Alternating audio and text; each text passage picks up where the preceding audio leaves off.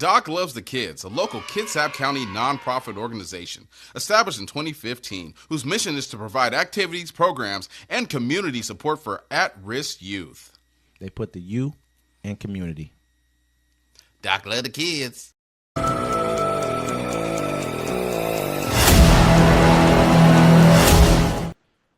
Welcome to Uncommon Courtesy, where we give you the courtesy of conversation that's uncommonly spoke of. I'm D-Mac. I'm Wesley. And this is the show. Hey, don't forget to like, comment, subscribe. Thanks to everybody that checks in with us and views us. Don't forget to catch us every Friday to Friday Fix, 7 p.m. Pacific time. Don't forget to be there. We'll be having a blast there. No politics, none of that stuff. Catch us 1 p.m. Pacific time, Sunday, for the Sunday Town Hall. We're going to name it on the Friday Fix. That's what's happening. We're going to name it Sunday Town Hall. Give it an official name? Yeah, we're going to give it an official name. We got to do it. All right, got to do it. Happen, it's the only news product we're talking about. So we're going to get into new stuff that's developing right now. New Attorney General Pam Bondi uses her first day in office to ban federal funds from heading to sanctuary cities. Hours after she was sworn in, Attorney General Pam Bondi directed the Justice Department to pause all federal fundings for sanctuary cities, according to a report. Among several directives issued Wednesday, Bondi charged the DOJ with identifying and evaluating funding agreements with non-governmental organizations that provide support to undocumented migrants. Fox News Digital first reported. She's also tasked the department with investigating instances of sanctuary jurisdiction, obstructing law enforcement, and directing they be prosecuted when necessary, the outlet wrote. Several offices within the Justice Department provided $1.56 billion in grants to sanctuary cities in 2023, according to the think tank Center for Immigration Studies. Last month, the U.S. Committee for Refugees and Immigrants, a nonprofit, warned how slash funds could endanger sanctuary jurisdictions.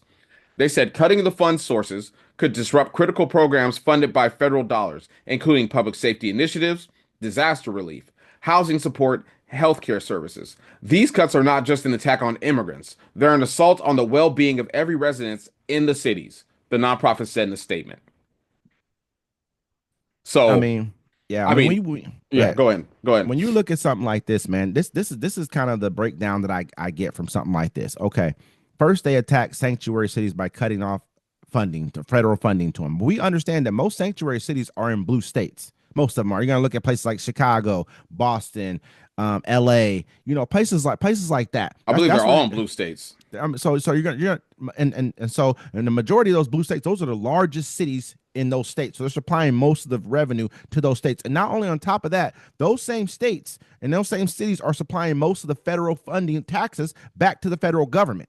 And so there's like 14 red states that don't give any money back to their net losses to the federal government. They're just getting money from the federal government, which is coming from those same sanctuary cities, which you're talking about now, freezing funds too. So if it's me and I'm a blue state, I'm a sanctuary city, I'm going to stop sending taxes to the federal government. What for? If I'm not benefiting from the federal government in no way, shape, or form, why should I send you money? So what is this setting up now? When I look at something like this, is setting up Trump saying, okay, well now I can send in troops in order to to force you to pay me, or say that we're cutting off any kind of security for those cities. So it's almost putting us in a situation where we're drawing down to a North and South kind of civil war kind of standoff at this point in time. Yeah. It's like he's doing this on purpose.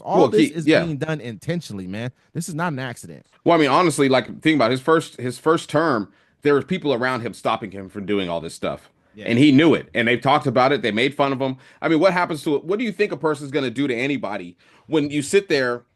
He loses for the first time publicly, and it's a big public loss. The world knows you lost. People sat there and made fun of him. They called him this. Then they tried to throw him in jail, give him 34 felonies to try to throw him in jail for the rest of his life, and he won. He may have told him a bunch of lies, but he won. So he's on revenge tour. But the thing is, I mean, the West Coast can survive without him. Like the West Coast, not the whole state of Washington, Oregon, or California, the western parts of the states. Canada has already offered to let us be a part of their country. They're like, hey, you could join us. We'll take the whole West Coast. I'm good. I don't want to be a part of Canada. I'll do it. Well, think about it. You're going to take federal fundings, and it's all blue states. That's what he's doing. He's like, I mean, and the whole thing is, it's at the point, sanctuary cities were originally made where you could find sanctuary if you're an immigrant or whatever, because, you know what I'm saying, you're being prosecuted or whatever's going on for you. Now what they're doing, they're like, look, all these people are here legally, we're kicking them out. Now you're just harboring fugitives. You know what I'm saying? I mean, are they harboring fugitives, or are they harboring people who are seeking asylum in our country and doing it the right way and saying, you know what, you can come here and go through the processes? Because a lot of people who they're grabbing right now are not here illegally. A guy made a point on our page, man. It was like it was such a good point. I wish I would have screenshotted it. Honestly, I think I may have. I have to go back and look at it. But they're basically saying that, you know, being here over past your visa is not even a crime. It's like a civil kind of of an ordeal. Crossing the border is a misdemeanor. It's not a felony. You know what I mean? It's not like we're making this out to be like these are committing some egregious crime, but they're not. A lot of them are here and they're trying to get asylum, but they're like, okay, cool. You got to go sit here, go see your immigration, you know, your immigration specialist or whoever that may be, and they're dealing with it that way because it takes 6 to 8 years to go through the process now. Yeah. And Well, so, I mean, well, now that's my bad. Go ahead. I'll let you finish. no, you go ahead. Well, I'm saying that's old America. That's how we used to do things. We don't do that stuff no more. And I think everyone's having a hard time. We're gonna fight this to the court. No, they're taking apart the federal government and making a new government. Yeah, Exactly. they're making a dismantling. they're Yep. dismantling what we know as America, and they're making something else. So now they're looking at all these cities that are going to fight them. So look, they're going to cut the federal funding, and that makes sense. You know, like Western Washington, California, even Oregon, they pay a lot of money into the federal government. So the people that are going to starve might be the red states, but they're going to find a way to feed them too.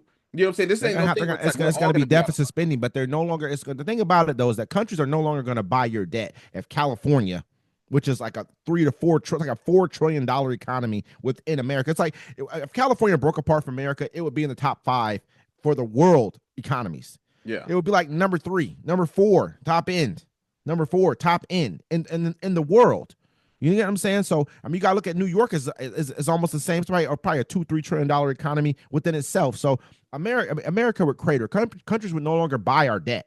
Why would I buy your debt if you're breaking apart your? You know, he's really putting us into a situation to where he's creating chaos within our country because this is what he wants to do. yeah. He wants our country to splinter apart, and not only that, that's why he's attacking us not only internally, externally as well. Right now we're not even a smart country is always paying attention to its flanks, always putting things, always setting up arrangements with other countries, keeping yourself safe. Right now we can't even do that because right now internally we're at war. Yeah. Due to not, I won't say it's because of Trump, it's because of his supporters. Period. It's you guys. You guys think he cares about you, but what policy has he come forth that he's put in his last 12 to 15 days he's been in office, wherever it's been, that's been helpful to you? Name one. Name one thing he's done. I can see all the executive orders he's done to be harmful to everybody. He's trying to take away Medicaid, try to do everything harmful to everyone else. And he's breaking apart these agencies. He's showing us this fraud and abuse. He's showing you nothing that wasn't going on when he was in office. Nothing that's happening now wasn't going on when he was in office last time. The only thing they're doing now is they're making it so that they can be insulated from whatever problems do occur. They can make it so they can get the money first. They don't care about you getting anything. Period. Well, I mean, at this point, I mean, they're not going to care about them. I mean, the thing is, these people, they don't want life to be better. They want yours to be worse. You know what I'm saying? You ever be at a bar or a nightclub or somewhere, and there's that one person just being fucking a dick to everybody, being rude, going out their way to talk about people. You know, someone's sitting there talking, you know, because their life is miserable. And for them, the only way that they can make their life feel better is to make people feel lower than they do. And that's what this is. It's not about making their life better. It's about making everybody else's life worse. Because some people take enjoyment in other people's pain. Ain't that it's crazy because that's all I see online right now. They're like, you guys should stop the crying. But the biggest crybabies in the world, the ones who would not even admit an election happened. Election happened and there was a winner to it. You won't even admit that. You'll cry about it. They're going to cheat us again. Here they go cheating. This is what y'all do all the time, bro. That's what a crybaby is. Somebody who cannot accept the fact. You get what I'm saying? Right now, you can debate. We can have debates upon the merits of what's happening. That's a debate. But if you can't accept the fact of something that happened, that is what a crybaby is. The example of one. Period. And people on social media that are on there all day are, you know, they're lonely and miserable anyways. That's why they're on social media all day. Because if you had something else to do, you wouldn't be on social media all day. Absolutely. If you do that, I get on social media in my pastime and find news and do whatever we do. Other than that, I don't need that stuff. You play on that stuff when you're bored if you ain't got nothing to do. Absolutely. So I mean, it just gets. We're at a point right now where we really have to start paying. I mean, we've been paying attention to this. We've been talking about this for so long, but I want the public to start paying more attention to what's actually happening, because this stuff is bad. This isn't going away anytime soon, and this is real. People were like, oh, every time I spoke with someone here, they were like, every time there's a new administration, new something going on, there's some big alarm bell goes off, and then nothing ever happens.